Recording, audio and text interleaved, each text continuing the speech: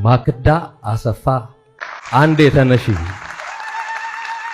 ከኢቢኤስ ሳክሰስ ጀርባ እና ከኔም ጎን ለ26 ዓመት የቆመች ውዷ ባለቤቴ ነች።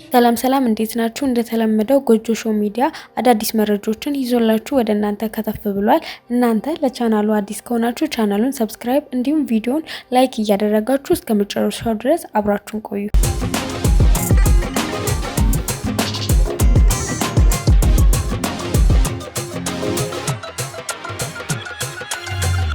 26 ዓመታትን እንደተፋቀሩ ይለናል ናትናኤል ሞከነን። የኢቢኤስ ቴሌቪዥን መስራቹ የአቶ አማን ፍስሐ ጽዮን ሞት ያላስደነገጠው ሰው የለም። ከስራ ባልደረቦቹ ጀምሮ እስከ ትልልቅ ባለስልጣናት ጠቅላይ ሚኒስትር ዶክተር አብይ አህመድንም ጨምሮ ስለ አቶ አማን ፍስሐ ጽዮን ደግነት፣ ሀገር ወዳድነት፣ ቅንነትና አርቆ ሀሳብነትንም መስክረዋል። መልካም ነገርን ያደረገላቸው ሰዎችም ቸርነቱን በእንባ ታጅቦ ገልጸውለታል። ሰው በዚህ ልክ በህዝብም በመንግስትም ሲመሰገን እንደማየት የሚያኮራ ነገር የለም። ኢቢኤስ ቴሌቪዥን በተለያዩ ምክንያቶች የለቀቁ የቀድሞ ሰራተኞች ሳይቀሩ የቀድሞ አለቃቸውን ደግነት እንደ አስተዋይነት አበርክቷል። አእምሮንም በስፋት መስክረዋል።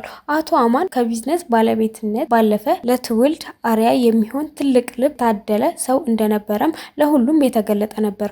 ወደሚወደው ጌታው እልፍ የበጎነት ስንቅ ይዞ ሄዷል ይሉናል። አቶ አማን በህይወት በነበሩበት ጊዜ በተደጋጋሚ ይናገሩ እንደነበረ ወይዘሮ ማክዳ አሰፋም ከልብ ልትመሰገን ይገባታል። ወይዘሮ ማክዳ የጥንካሬ ምሳሌ ሚስት ነች። አቶ አማንና ወይዘሮ ማክዳ የ26 ዓመታት የትዳር አጋሮች እና የ3 ልጆች ወላጆች እንደሆኑም የስራ ባልደረባ ከመሆን ባለፈ ለሚመለከታቸው በሙሉ የሚያስቀና የልብ ጓደኛሞች እንደነበሩም ይመሰክራሉ።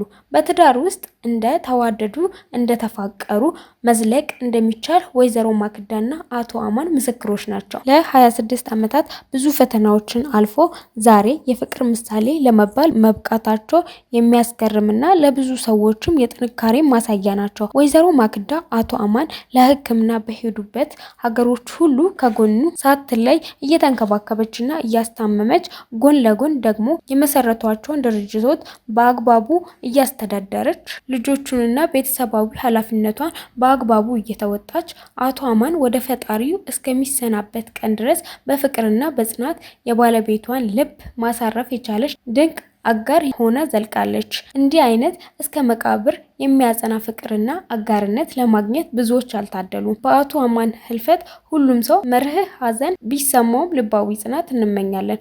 አቶ አማን የጀመረው ራዕይ በተተኪ ልጆችና በክብርት ባለቤቱ እንዲሁም በትጉ አጋሮቹ እንደሚቀጥል ጽኑ እምነት አለኝ ይላል ናትናኤል መኮንን። እግዚአብሔር ያዘኑትን ሁሉ ያጽናና፣ ወድህ ደግሞ ደግሰው አይበረከትም የምትለዋ የቀድሞዋ የኢቢኤስ ቴሌቪዥን ፕሮግራም አቅዳቢ መቅደስ ደባሳይ የስለ ቀድሞ አለቃዋና ስለ ወይዘሮ ማክዳ ፍቅር የማይደበዝዝ የእውነት ቃል ኪዳን ብላ በገለጠችበት የስንብት ደብዳቤው ላይ ስትናገር ብቸኛ ጓደኛው የሆንካት ሚስት፣ ወንድሟም መከታዋም የሆንክላት የስራ አጋር፣ አለቃዋ ደግሞ ታዛዥ አገልጋዩዋ የማትለያት፣ ስትወጡም ስትገቡም አንድ ላይ በከፍታና በፈተና ጊዜያት ሁሉ የማይደበዝዝ የእውነት ቃል ኪዳን መለኪያ ነበራችሁ ትላለች መቅደስ ደባሳይ። አክላም ሀዘኑን ስታስብ ውልብ ያለቻትን ከማንም በላይ ጉድለቱ የሚሰማትን የልጆቿን አባት የስራ ባልደረባዋ አለቃዋንና ታማኝ ባለቤቷን የተነጠቀችው ወይዘሮ ማክዳ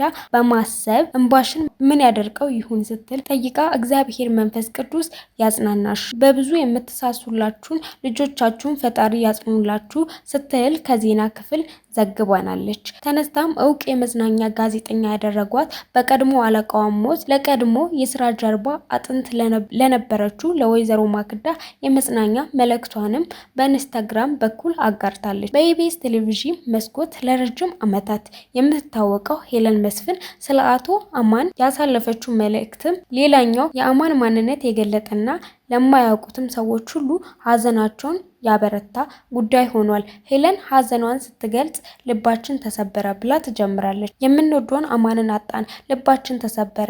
ለኔ የ25 ዓመት ወዳጄ፣ ለባለቤቴ ታናሽ ወንድሜ ብቻም ሳይሆን ለልጆቼ አጎት የሆነውን የህይወት አቅጣጫ ያስቀየረኝን አንዱን የሆነውን አማንን አጣው ትላለች። የሚደነቅ ስብዕና፣ ርህራሄ፣ ተላማጅ ልብ ያለው ከሁሉ የላቀ ደግሞ ቀልደኛ የነበረው አማንን አጣ ነው ትለናለች። ሄለን መስፍን አቶ አማንን የምታውቅ በጠንካራ ስራውና የሚዲያ ስርዓቱ እንጂ ቀልድ አዋቂና ንጹህ ልብ እንዳለው አብሮት የኖሩ ሰዎች እንደ ሄለን ያሉ ባይነግሩን ምናልባት አቶ አማን የኢቢኤስ ቴሌቪዥን ስራ አስኪያጅ በሚል ስያሜያቸው ብቻ ስማቸው ይነሳ ነበር።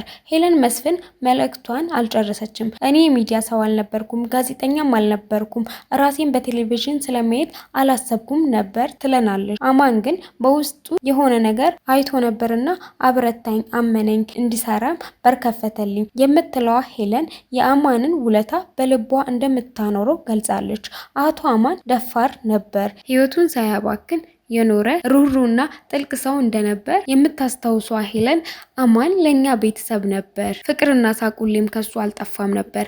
እግዚአብሔር ቆንጆ ልጆቹን ወንድሞቹንና እህቶቹን እንዲሁም የቀብር ቤተሰቡን ጓደኞቹን የኢቢኤስ ቤተሰቡን እና ለሚወዱት ሁሉ መጽናናትን ይስጣችሁ ትለናለች። ልባችን ተሰብሯል፣ እምነታችን ግን ያዝናል።